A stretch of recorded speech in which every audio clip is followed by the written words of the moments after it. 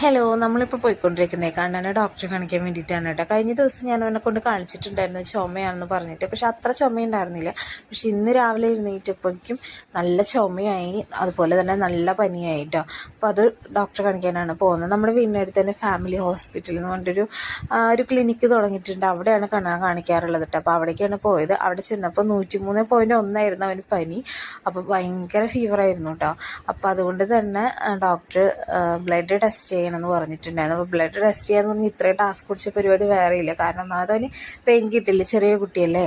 പിന്നെ കഷ്ടപ്പെട്ട് അവർ നനച്ചൊക്കെ തുടച്ച് പിന്നെ ബ്ലഡൊക്കെ ടെസ്റ്റ് ചെയ്തപ്പോൾ കുറച്ച് ഇൻഫെക്ഷൻ ഉണ്ട്, അതുപോലെ തന്നെ കൗണ്ടും കൂടുതലാണെന്നാണ് പറഞ്ഞത്. അങ്ങനെ അവൻ വീട്ടിലെത്തി കുറച്ച് നേരം ഒന്ന് ഓക്കെ ആയിട്ടുണ്ടായിരുന്നു. പിന്നെ മരുന്ന് കുടിപ്പിക്കുക എന്ന് പറയുന്നത് ഭയങ്കര ടാസ്ക് പിടിച്ച പരിപാടിയാണ് കേട്ടോ. അപ്പോൾ വീണ്ടും അവന് പനി വന്നു കഴിഞ്ഞാൽ പിന്നെ എൻ്റെ മേത്തുനിന്ന് ഇറങ്ങില്ലേ. ഏത് നേരം എൻ്റെ കൂടെ ഇങ്ങനെ ഇരിക്കും. പിന്നെ പീ പീ പീ ഇങ്ങനെ കരഞ്ഞുകൊണ്ടേയിരിക്കും. അതാണ് അവൻ്റെ മെയിൻ പരിപാടി. പിന്നെ കുറേ നേരം ഇരുന്ന് പിന്നെ കുറച്ച് നേരം പാലൊക്കെ കുടിച്ചപ്പോൾ അവൻ കിടന്ന് ഉറങ്ങിയപ്പോഴാണ് എനിക്ക് കുറച്ച് സമാധാനം കിട്ടിയത്. കാരണം എന്ന് വെച്ച് കഴിഞ്ഞാൽ ഉറങ്ങില്ല, വയ്യാണ്ട് വന്നു കഴിഞ്ഞാൽ കേട്ടോ. ബാക്ക്ഗ്രൗണ്ടിലായിട്ട് ചുമ കേൾക്കാനുണ്ടോ, അത്രയ്ക്കുണ്ട് കേട്ടോ. പിന്നെ അവൻ എഴുന്നേറ്റ് വൈകുന്നേരമൊക്കെ ആയപ്പോൾ നെബുലൈസേഷനൊക്കെ ചെയ്തു.